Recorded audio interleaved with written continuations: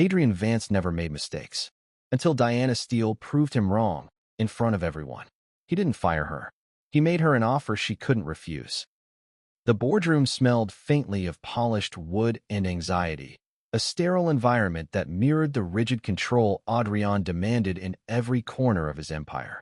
He sat at the head of the long mahogany table, posture immaculate, suit flawless, every line of his body radiating authority. Around him, the faces of his department heads flickered with a mixture of fear and anticipation. Today was the reckoning. Today, the week would be weeded out. Everyone whose performance has slipped will be terminated by the end of the week, Adrian announced, his voice cutting through the room like a sharpened blade. The words were clinical, devoid of warmth, but heavy with unspoken threat. He didn't need to raise his voice. His presence alone was sufficient to command attention. Some employees nodded nervously, others shifted uncomfortably in their chairs.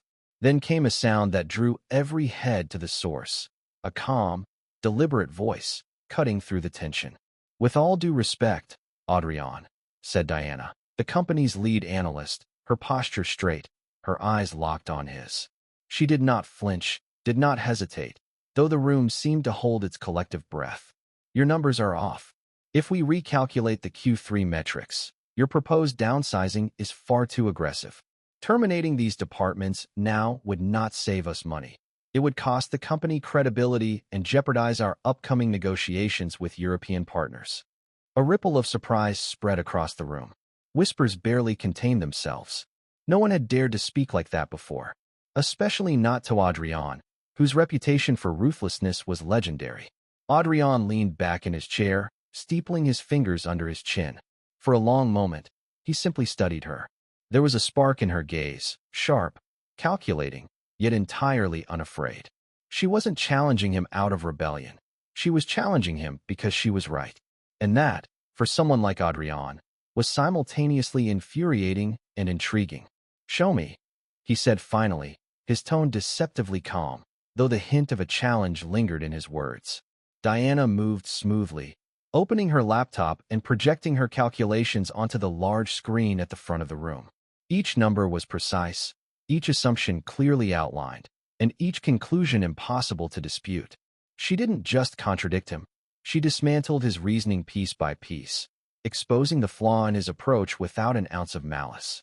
The room followed along, silent now, as the evidence unfolded. Even his closest advisors shifted in their seats, some lowering their eyes, others leaning in to study her work more carefully. The verdict was unambiguous. Adrian had miscalculated. He allowed himself a controlled exhale, masking the irritation and the undeniable pull of curiosity. "Impressive," he murmured, almost to himself, his eyes narrowing slightly. "You didn't just contradict me. You proved me wrong." Diana met his gaze steadily, unwavering. "I'm not here to contradict you for the sake of it," she said, her voice quiet but firm. "I'm here to protect what matters. And right now, that means keeping this department alive." Adrian's lips twitched in a faint, almost imperceptible smirk. There was something about her composure, her intelligence, and her fearlessness that was disruptive. He had spent years surrounded by people who nodded, people who obeyed, people who calculated only their personal gain. And now, sitting across from him, was someone who refused to play by his rules. And yet, she played the game better than most. For Diana, the moment was a quiet victory. She had stood her ground, proven her competence, and earned a fragile foothold in a world dominated by men like Adrian. But she knew this was only the beginning. The tension lingering in the room wasn't just about spreadsheets and projections. It was about power, control, and survival. As the meeting adjourned, colleagues filed out in a haze of whispers and uncertain glances. Adrian remained seated, his gaze lingering on Diana longer than necessary. She collected her papers with calm precision, aware of his scrutiny, but not intimidated by it. For a brief, dangerous instant, their eyes locked, not in conflict, not in alliance, but in a silent acknowledgement. Outside the glass walls of the boardroom, the city moved on, indifferent to corporate wars and personal battles. But inside, two forces had collided, and the aftershock would ripple through both their lives in ways neither of them could yet predict. Adrian, the master of control, had been unsettled for the first time in years. And Diana, brilliant and unyielding, had discovered that standing up to power could carry risks, but also, perhaps, the first hint of something more compelling. She left the room with her head high, aware that she had just changed the rules of the game. And Adrian, left in the emptying boardroom, allowed himself a rare acknowledgement. This was no ordinary employee. This was a challenge, and he didn't know whether he wanted to crush it or rise to meet it. Diana returned home that evening to a sense of quiet unease. The city hummed outside her apartment window, but the hum was distant, hollow, as if warning her that nothing in her life would remain predictable for long. Her father's face floated unbidden in her mind, tired and lined from years of struggling to keep the family business afloat. She had been fighting for stability all her life, and now the ground beneath them was shifting faster than she could calculate.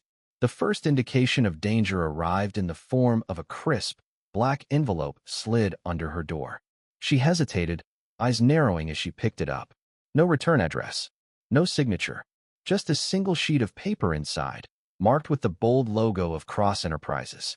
Her pulse quickened as she read the message. Your family owes. Your father's past choices have consequences. The clock is ticking. Her fingers trembled slightly, but only a little. Her training, her instincts, kept her calm. Marcus Cross, the shadow behind the financial chaos, was making his move. He was patient, meticulous, the kind of predator who never struck recklessly but always left his prey cornered before revealing his teeth. She sank into her chair, reviewing her father's ledgers and contracts. Every number, every signature, every decision her father had made was under threat now. The weight of responsibility pressed down on her shoulders. She had fought corporate battles before, but this was different. This was personal. Marcus wasn't merely challenging her. He was targeting everything she held dear. Across town, Adrian sat in his office, reviewing updates from European partners. He scrolled through emails, noting the subtle hesitations, the polite declines, and the cautious phrasing. Even partners who were normally cooperative had been unsettled by rumors of the cold loner without family ties. He understood immediately what was happening. Marcus was striking at Diana indirectly, manipulating perceptions to destabilize Adrian's empire. When Diana arrived at the office the next morning, Adrian called her into his private study. The room smelled faintly of leather and espresso, an understated reminder of wealth and control. He gestured for her to sit. You know why you're here, he said flatly, eyes scanning her face for any sign of weakness. Diana met his gaze, unwavering. I'm aware, she replied. Marcus Cross is applying pressure. My father's company, it's at risk. She paused, her hands clenching in her lap. But I will not let that happen. Adrian leaned back, fingers steepled, considering her carefully. I've been thinking about the negotiations with our European partners, he said slowly. They won't sign with a cold loner, someone without a family or social ties. You understand what that means. Diana's mind raced. She had anticipated corporate challenges, hostile takeovers, but this was psychological warfare, a trap designed to manipulate not just her actions, but the perception of Adrian in the wider world. He was vulnerable in a way she had not expected, and yet, his vulnerability was controlled, strategic, a reflection of the man he truly was beneath the icy exterior. Adrian's gaze sharpened, reading her thoughts as though he could. I have a proposal, he said, voice low but firm. A temporary solution that protects both your family and my negotiations. It will require cooperation outside the boardroom. Diana's eyebrows lifted slightly. She knew from experience that anything offered by someone like Adrian came with strings attached. I'm listening, she said cautiously. I propose a contract, he said, eyes steady. A staged engagement. Public appearances, social events. All of it designed to give the European partners confidence. In exchange, your father's debt is covered. Diana's mind ran through every possible angle, every risk. A fake engagement. Public scrutiny. Reputation on the line. And yet, the alternative, her father's business ruined, her family humiliated, was unacceptable. She weighed the proposition carefully, calculating outcomes, contingencies, and escape routes. I agree, she said finally, voice steady. But only on one condition. I am not your silent pawn. I will act according to my own judgment. If I am to do this, it will be on my terms. Adrian studied her, eyes flickering with a mix of respect and surprise. Fair enough, he said after a moment, the corners of his mouth tightening almost imperceptibly. Control is an illusion anyway. Let's see how you handle it. Outside the office, Marcus Cross continued his quiet campaign, unaware that his carefully laid plan was about to intersect with two people whose intelligence, willpower, and stubbornness he had underestimated. Diana had accepted the trap, but she was no longer a passive participant. She was now a variable he could not fully predict. As Diana walked back to her desk, the city skyline glittering in the afternoon light, she felt the weight of the agreement settle over her shoulders. She was stepping into a world of public scrutiny, high-stakes maneuvering, and calculated performances. And at the center of it all stood Adrian, a man as dangerous as he was brilliant, a man whose own vulnerabilities she was only beginning to glimpse. The trap had been set, the contract agreed upon. But in this game of power, control was never absolute, and Diana knew that the first move was never the most important. It was the reaction to the move that would determine the outcome. The late afternoon sun streamed through Adrian's floor-to-ceiling windows, casting long, sharp-edged shadows across his pristine office. The city hummed below, oblivious to the subtle, dangerous deal being negotiated in one of its tallest towers. Diana sat across from him, legs crossed, notebook in hand, scanning the room with the careful precision of someone who never trusted appearances. Every line of the office, the gleaming mahogany, the sleek steel accents, the impossibly organized files, was a reflection of the man sitting before her, controlled, calculated, untouchable. Adrian leaned forward, elbows on the polished table, steepling his fingers. His eyes, cool and assessing, never left her face. "I want this arrangement to be clear," he said, his tone deliberate. "Every public appearance, every social engagement, every interaction with partners, it will be orchestrated. You follow the script, and my team ensures that your father's debts are fully settled." Diana tilted her head slightly, a subtle, defiant gesture. She had prepared for this. She had anticipated the controlling tone, the implicit rules, the carefully hidden traps. "I understand the proposal," she said evenly. "But let's make one thing explicit. I will not become a silent accessory to your plans. I will act according to my judgment. If something in public or private becomes morally or strategically untenable, I make the call." Adrian's brow lifted, just slightly, an almost imperceptible acknowledgement that her stipulation had caught him off guard. Most people would have swallowed the contract as is, nodding obediently, grateful for the lifeline. Diana, however, was not most people. He found the challenge both frustrating and intriguing. "Fine," he said finally, voice low, measured, with an undercurrent of grudging respect. "But know this, there will be consequences for failure. And public failure is not a private matter. It affects me, my empire, and by extension, your family."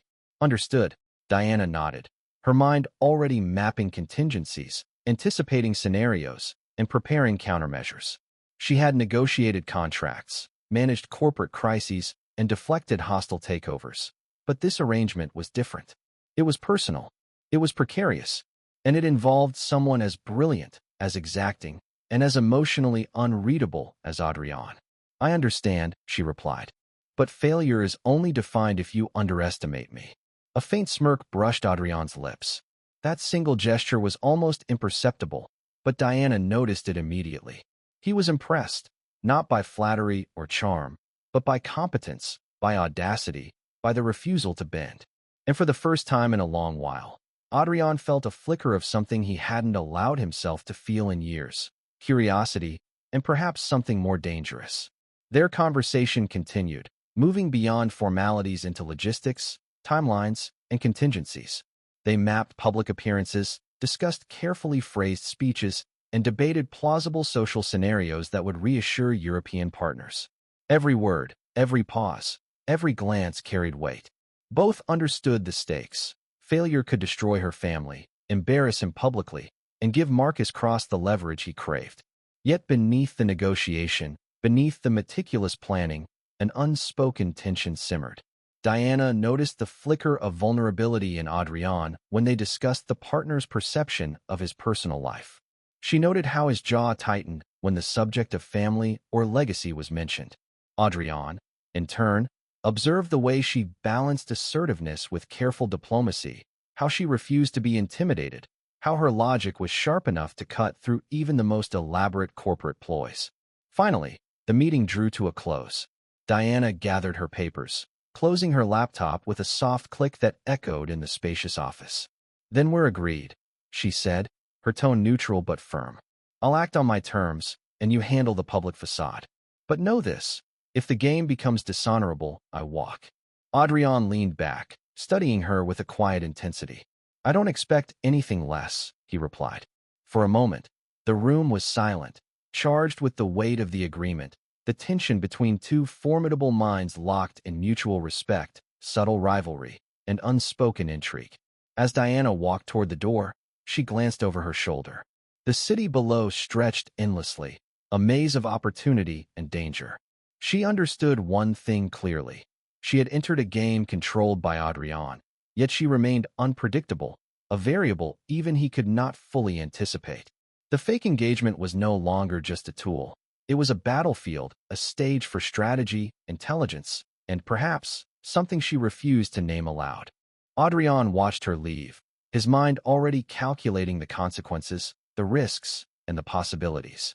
For the first time, he felt a challenge he could not immediately control, a spark that made him aware of the limits of his own empire. Diana had accepted the deal, but in doing so, she had also asserted her independence. And that independence, he realized with an almost imperceptible thrill, made the game infinitely more interesting. Outside, Marcus Cross's shadow continued to loom over Diana's family, oblivious to the subtle, deadly counterplay already taking shape between her and Adrian. The trap was set, but neither the predator nor the prey fully understood the depth of strategy, intellect, and stubborn willpower that had just entered the arena. And so, the deal with the devil was sealed, but the real game, the one that would test loyalty, intellect, and the unexpected stirrings of the heart, had only just begun. The grand ballroom of the Metropolitan Charity Gala gleamed under a cascade of crystal chandeliers, casting a warm, golden glow across polished marble floors and meticulously arranged tables. The soft hum of conversation mingled with the gentle clink of glasses, but beneath the surface, the air was charged with subtle competition and unspoken agendas. Every attendee had an image to maintain, every smile a carefully measured expression of wealth, influence, and power. Diana entered the room, her posture poised, her expression calm, yet her senses were alert. She had memorized the guest list, analyzed the alliances, and anticipated the potential threats. Marcus Cross, she knew, would be here, likely positioned at the far end of the room, watching, calculating, waiting for a misstep. She adjusted her evening gown, not out of vanity, but because appearance was a weapon in a world where perception often outweighed truth. Adrian appeared beside her, a shadow of composure and authority. His tailored suit was impeccable, his stance unwavering, his expression unreadable. But Diana noticed the subtle tension in his jaw, the slight narrowing of his eyes as he surveyed the room. Even in public, control was essential, and he had yet to relinquish a single ounce of it. "Remember," Adrian murmured under his breath, "the goal is perception, confidence, subtlety. Any sign of weakness and the partners notice." Diana nodded, her lips curving in a faint, knowing smile. "And if someone tries to destabilize us?" she whispered back. He glanced at her briefly, the smallest flicker of acknowledgement in his gaze. "Then we show them we're untouchable." Together, their entrance did not go unnoticed. Cameras clicked, murmurs rippled across the room, and for a fleeting moment, all eyes turned toward the duo. Marcus Cross, as expected, had stationed himself near the center of attention, his smile polished but his eyes sharp. He noticed Diana immediately and allowed himself a subtle, almost imperceptible smirk. Diana, aware of his presence, did not flinch. Instead, she moved with deliberate grace, joining Adrian as he greeted key figures, shook hands, and delivered concise, charming remarks. Every interaction was calculated, every word precise, yet natural. Their movements were synchronized without a script, an unspoken coordination that made them appear effortlessly aligned. It was during a subtle maneuver, Diana deflecting an underhanded compliment from Marcus toward Adrian that the moment crystallized. Marcus, attempting to undermine Adrian's reputation, made a pointed remark about the CEO's personal life, implying that his lack of family made him incapable of commitment, loyalty, or stability. The room barely registered the comment, but Diana did. Without hesitation, she leaned slightly forward, her voice clear, precise, and controlled. I believe true commitment is measured not by family ties, but by actions. Adrian has demonstrated that repeatedly, here, in this room, and throughout his career. A hush fell. The subtle challenge cut through Marcus' intended jab, and yet it was delivered with elegance, not aggression. Adrian's eyes widened slightly, not with surprise, but with a flicker of recognition. She had acted not according to his script, not according to his control, but with independent judgment, and, most importantly, with skill. Marcus' smirk faltered. Diana had turned the attack against him without confrontation, preserving their image and asserting dominance in the social arena.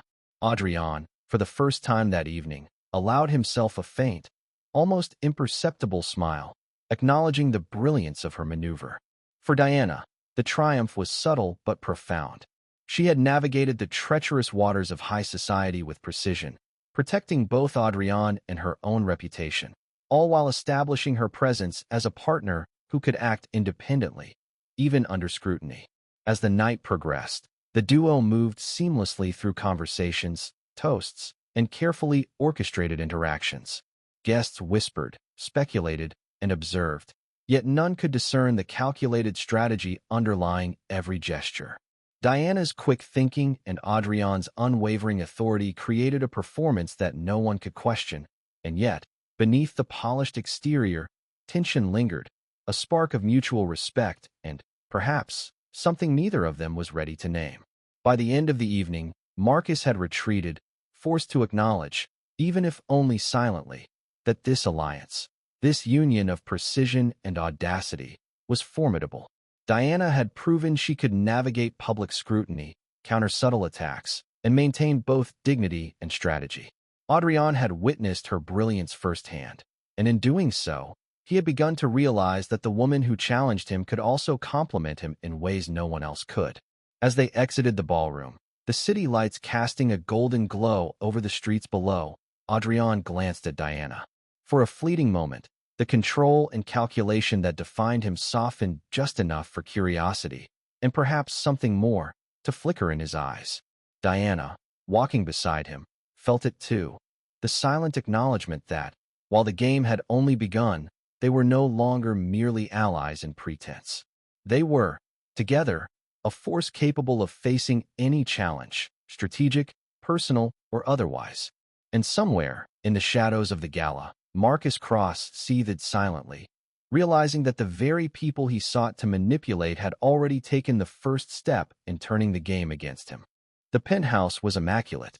Every surface gleamed, every cushion perfectly aligned, and the faint scent of polished oak and leather lingered in the air, a testament to Adrian's obsessive control. From the floor-to-ceiling windows, the city sprawled beneath them like a glittering chessboard, lights twinkling as if mocking the tension within the apartment. Diana stepped inside, dragging a single suitcase behind her. She paused, surveying the pristine space with measured eyes. Everything in the apartment screamed order, authority, and an intolerance for chaos.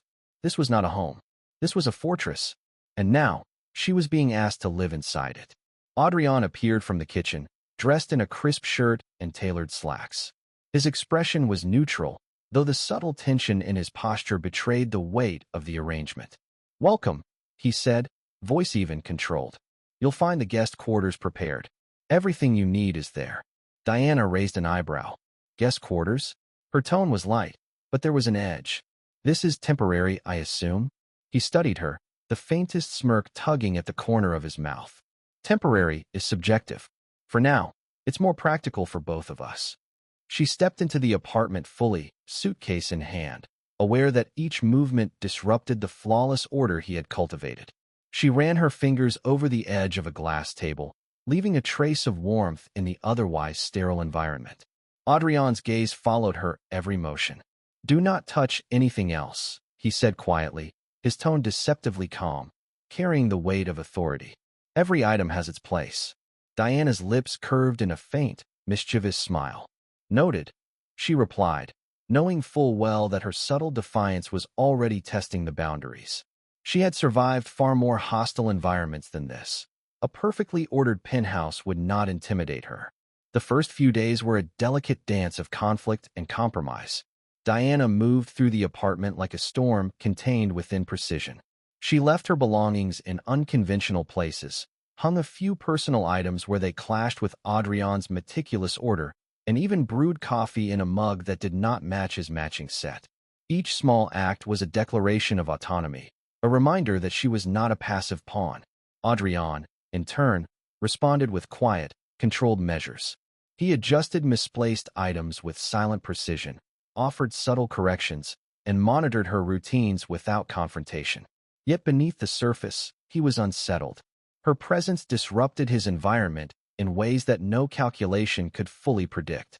She was chaotic, but intelligent, defiant, yet not reckless. Every step she took forced him to negotiate control, not through authority alone, but through engagement and observation. One evening, as the sun dipped behind the skyline, casting the penthouse in hues of gold and rose, Diana prepared dinner in the minimalist kitchen. Adrian entered, arms crossed, observing her. "You're using the stove incorrectly," he noted calmly, pointing out her technique with surgical precision. Diana didn't flinch. "It works," she said, playful yet firm, "and it's edible." He raised an eyebrow. "Edible does not mean perfect. And perfect does not always mean necessary," she shot back, smiling. Her words were gentle, but her tone carried the challenge of someone unaccustomed to yielding. For a long moment, they simply regarded each other, an unspoken battle of wills suspended between them. Adrian, who had spent years controlling everything in his world with precision, found himself both frustrated and fascinated. Diana refused to submit, yet she did so intelligently, strategically, never careless, never disrespectful. She was a puzzle he hadn't anticipated. Days turned into nights, routines clashed and merged, and subtle shifts began to emerge. Adrian noticed her persistence, her ingenuity, and her ability to push boundaries without overstepping. Diana, in turn, began to perceive glimpses of the man behind the control, moments of hesitation, flashes of vulnerability, and a keen intellect constantly assessing the environment. They argued over trivialities, where books belonged, how the dishwasher should be loaded, the proper alignment of cushions. Yet beneath these disputes, a rhythm developed, a shared understanding, a mutual acknowledgement of skill and strength.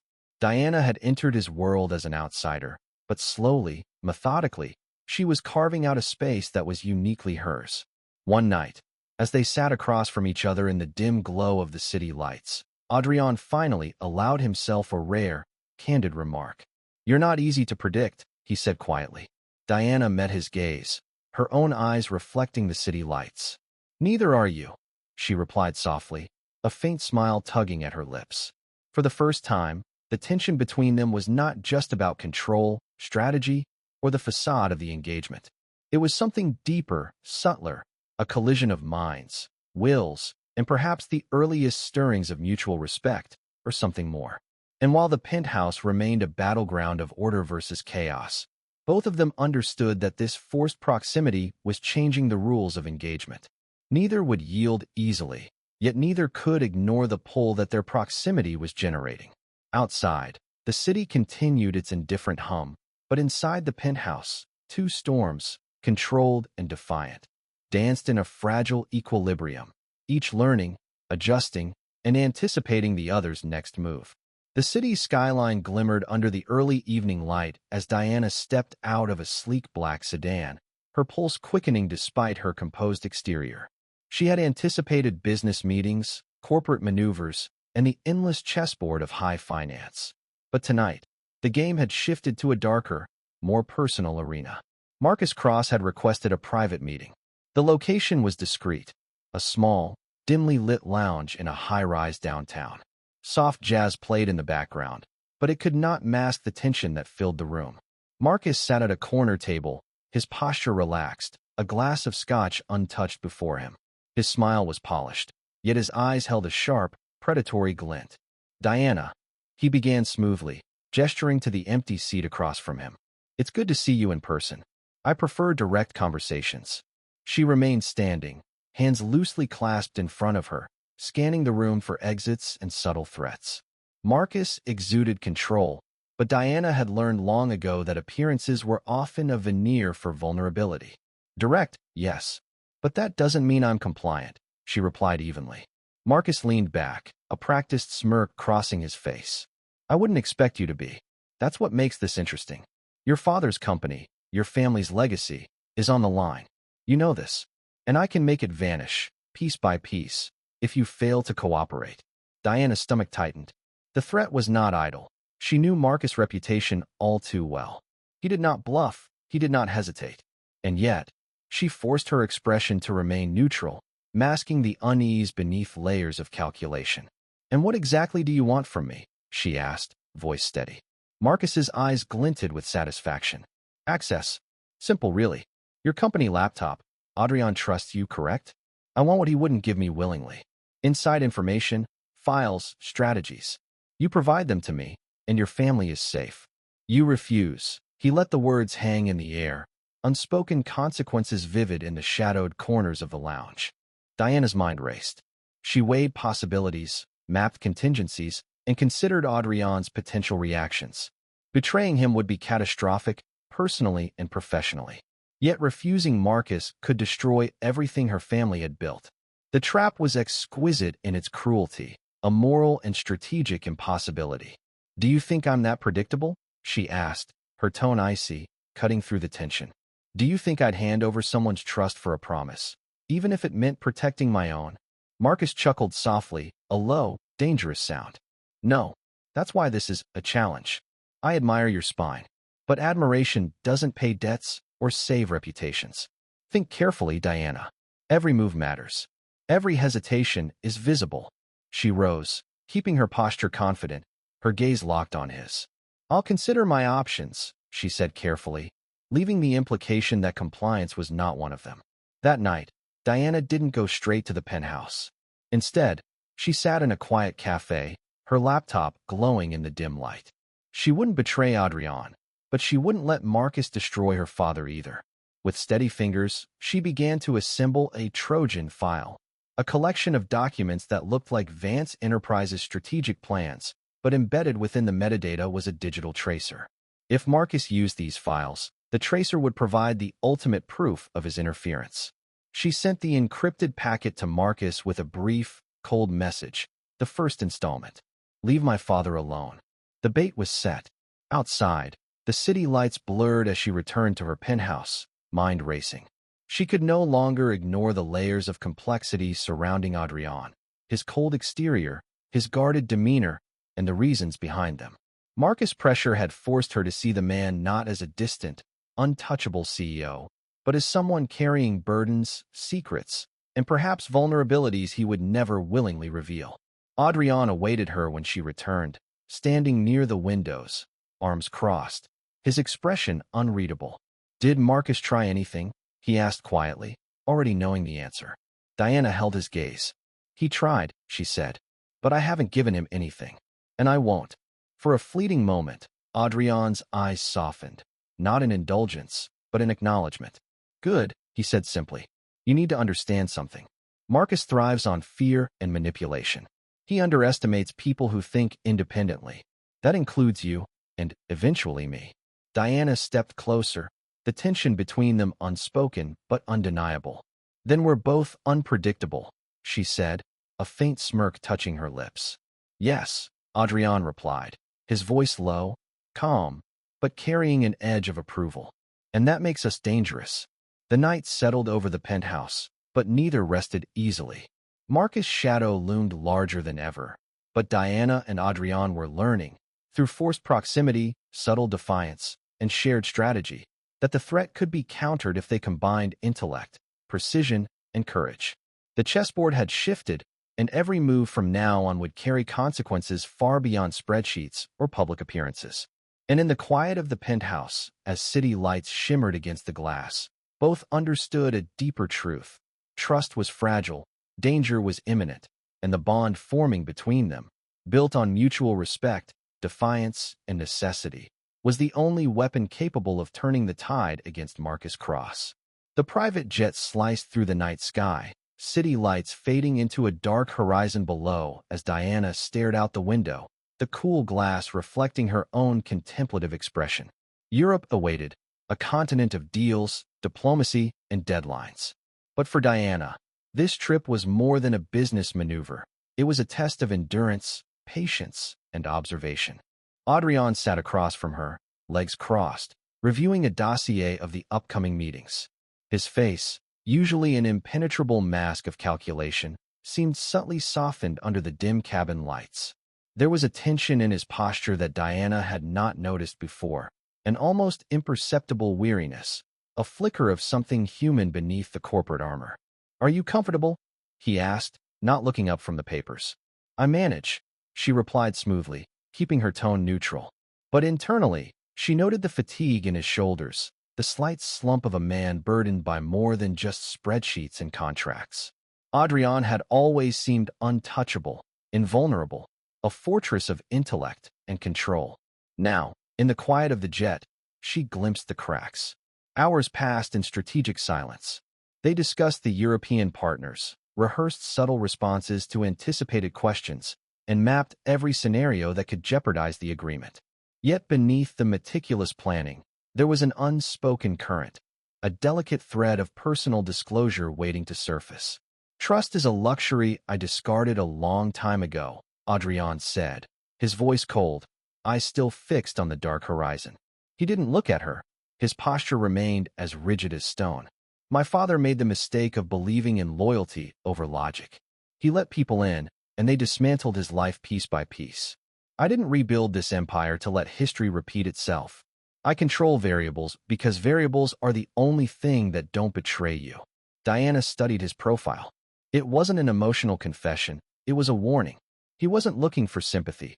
He was justifying the iron walls he had built around himself. Yet, in that clinical explanation, she saw the ghost of the boy who had watched his world burn. "I understand more than you think," she said carefully. "I've had my own responsibilities, my own family, decisions made under pressure that could destroy everything if mismanaged."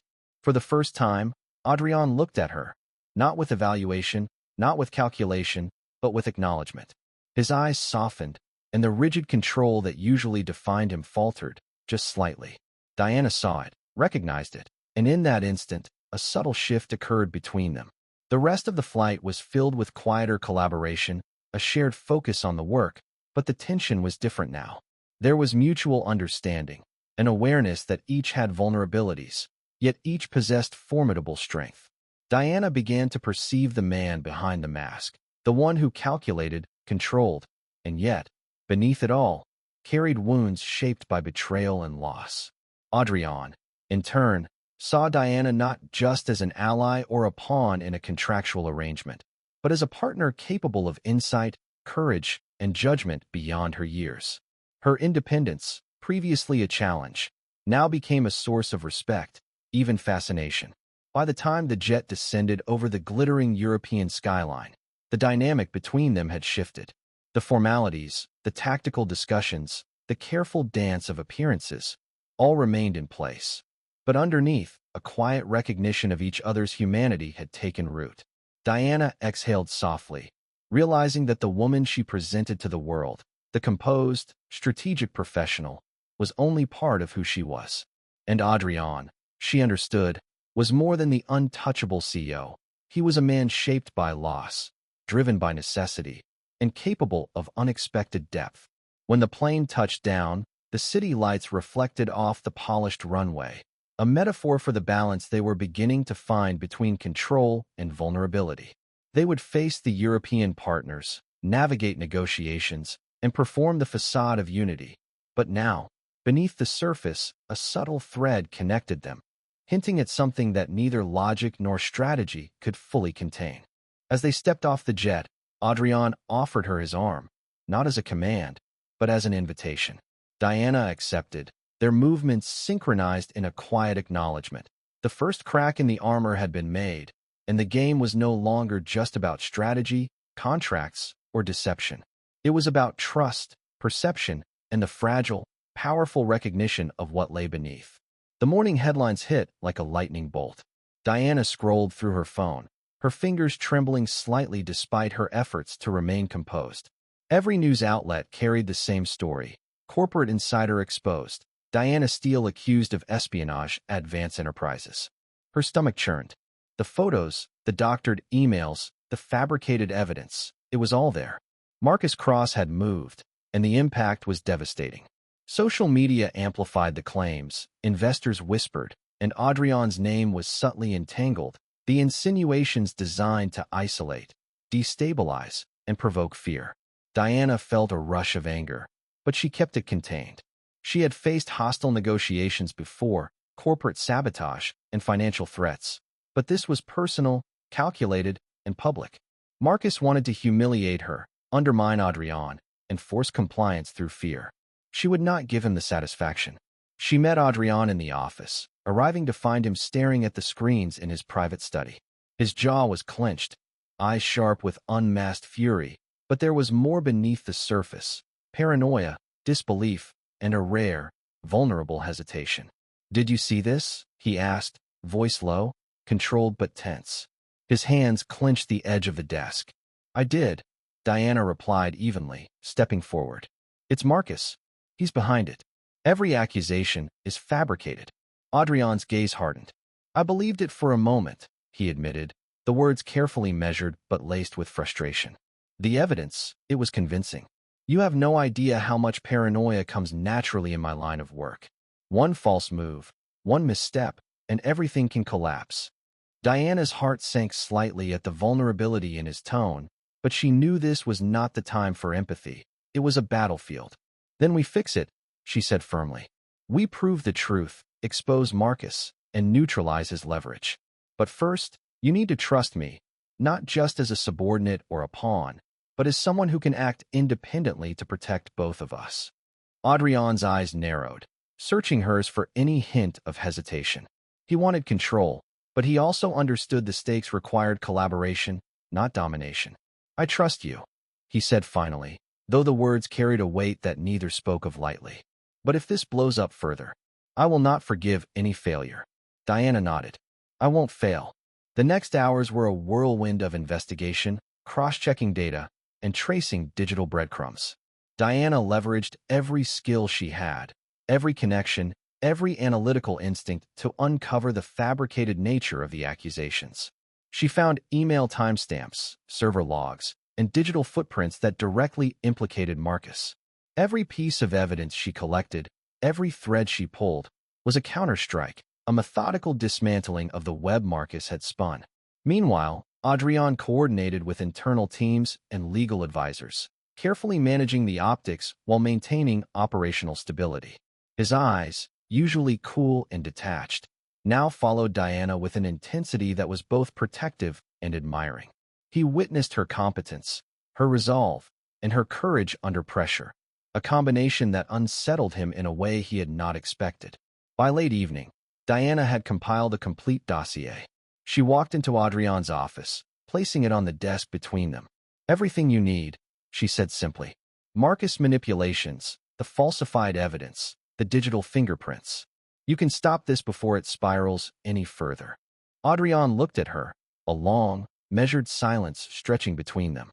Finally, he spoke, his tone softer than before, tinged with respect and something more intimate. "You've done more than save yourself. You've saved me, and the company. I underestimated you." Diana's lips curved into a faint, controlled smile. "Underestimation is a dangerous habit," she replied, her eyes meeting his steadily. For the first time in days, a sense of relief washed over the office, tempered by the lingering tension of victory. Marcus had been countered, his plan neutralized, but the aftermath had revealed much more than just a defeated adversary. It had revealed trust, competence, and the first true test of their partnership. Adrian allowed himself a rare moment of unguarded admiration, and Diana recognized it. This was more than professional respect. It was acknowledgement of skill, resilience, and the subtle bond forming between them under pressure. Yet even as they stood side by side, victorious for now, Both knew that Marcus Cross was still out there, calculating his next move. The war was far from over. But for the first time, Diana and Adrian faced it as equals, not just as CEO and employee, not just as contractual partners, but as allies capable of anticipating, strategizing, and perhaps protecting each other in ways neither had expected. Outside, the city lights flickered, indifferent and infinite, a reminder that power, trust, and danger were ever present. But inside the office, for a fleeting moment, a fragile equilibrium had been achieved, and with it, a recognition that their partnership was becoming something far more formidable than either had anticipated. The boardroom was immaculate, intimidating, and suffused with a tension that could be felt in the polished air. Every executive, advisor, and legal consultant present had their eyes on Adrian and Diana, anticipating their next move. Marcus Cross's shadow lingered over the room in whispers, rumors, and thinly veiled glances. But Diana had spent weeks preparing for this moment, an opportunity not only to defend her integrity, but to assert influence and reclaim control from the man who had tried to manipulate them both. She adjusted her jacket, taking a deep breath, and stepped forward. Adrian followed, silent, calculating, the epitome of poise, yet subtly leaning on the intelligence of the woman beside him. Together, they had become a unit, a partnership forged under pressure, testing boundaries, and now ready to turn the tables. Marcus had anticipated that fear and hesitation would dominate their response, that Adrian's paranoia might fracture under the public scrutiny of the board. He underestimated Diana. She did not react emotionally. She acted strategically. "Before we begin," Diana said, voice calm and assertive, addressing the board, "I have compiled an independent investigation into the allegations leveled against me. Every accusation has been traced, analyzed, and verified as falsified. The evidence points directly to Marcus Cross and his network of influence." Whispers rippled across the room. Executives exchanged subtle glances, and Marcus stiffened, his previously confident demeanor cracking ever so slightly. Adrian leaned forward, his voice measured, precise. "We will present the findings, verify the evidence through our legal team, and take immediate action to neutralize these manipulations." Diana's analysis has been thorough, and her judgment in navigating this crisis has been impeccable. Diana stepped closer, placing her dossier on the central table, fingers grazing the polished wood. She spoke with quiet authority, each word deliberate. "Here are the email chains, the server logs, and the digital fingerprints. Every timestamp aligns with Marcus' actions. The falsification is clear. Not only were the allegations baseless, but the intent was to manipulate both me and the CEO for personal gain." Marcus' jaw tightened. His calculated smile wavered. Every move he had predicted, the hesitation, the fear, the fracture of trust, had failed. Adrian's reliance on her analysis had transformed what could have been vulnerability into a tactical advantage. "You see," Diana continued, meeting Marcus' gaze steadily, "your attempts at leverage are no longer effective. Every action you took to destabilize us has been countered. We anticipated the pressure points, the insinuations, and the digital footprints, and we acted accordingly." The board murmured in approval, nodding subtly, recognizing the clarity and authority in her presentation. Adrian allowed himself a small nod of affirmation, a silent acknowledgement of her skill. Marcus rose, attempting to reclaim control. "This is manipulation of data, fabrication. You cannot expect the board to." Diana cut him off, her tone sharp yet controlled. "The data speaks for itself. Any further attempt to manipulate this process will be recorded, documented, and presented for legal action. You underestimated us, Marcus, and that miscalculation will cost you. Legally, professionally, and publicly." A hush fell over the room. Marcus' smirk faltered completely, replaced by a tight-lipped frustration that betrayed his inability to regain the narrative. Adrian's eyes met Diana's across the table, a silent exchange, acknowledgement, respect, and a hint of something more, an understanding that she had not only protected him and the company, but had asserted her autonomy and strategic mastery. The remainder of the meeting unfolded with precision.